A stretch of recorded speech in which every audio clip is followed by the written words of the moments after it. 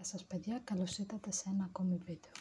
Στο σημερινό βίντεο θα έχουμε δύο χτενίσματα τα οποία μπορείτε να τα κάνετε είτε για καθημερινό χτένισμα είτε για Χριστούγεννα, τα οποία έρχονται τον άλλον μήνα, και δύο ζωγραφιές.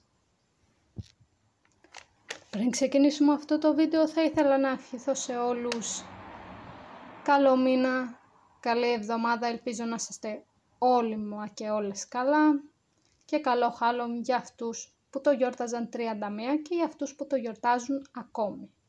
Φυσικά για όσους το γιορτάζουν, γιατί υπάρχουν και κάποιοι που δεν γιορτάζουν το Halloween. Αυτές είναι οι ζωγραφιές μας για σήμερα.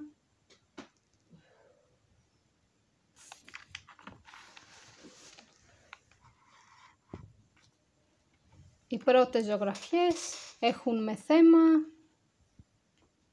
την fall season, δηλαδή με σχέση το φθινόπωρο, και οι δεύτερες έχουν με σχέση τα Merry Christmas, δηλαδή τα Χριστούγεννα.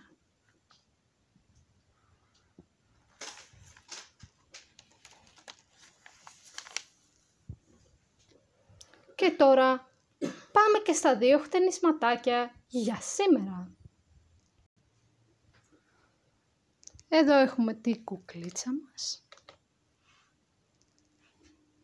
Αυτό που θα κάνουμε τώρα είναι να τις πιάσουμε όλα, μα όλα αυτά εδώ τα μαλλιά, και να τις τα κάνουμε πλεξούδα.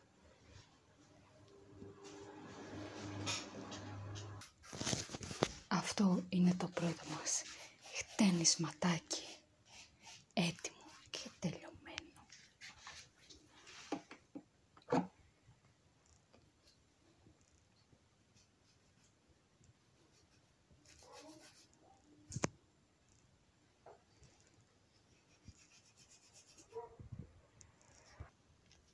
Και τώρα πάμε στο δεύτερο χτένισμα για σήμερα. Και αυτό είναι το τελικό αποτέλεσμα.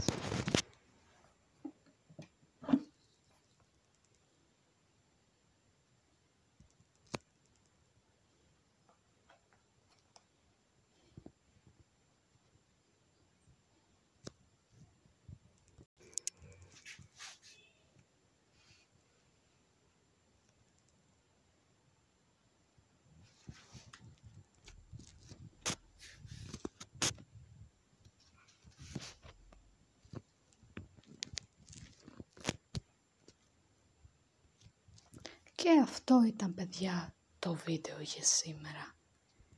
Ελπίζω να σας άρεσε. Αν σας αρέσει, πατήστε like για να σας πάει και ωραία και ο μήνας και η εβδομάδα.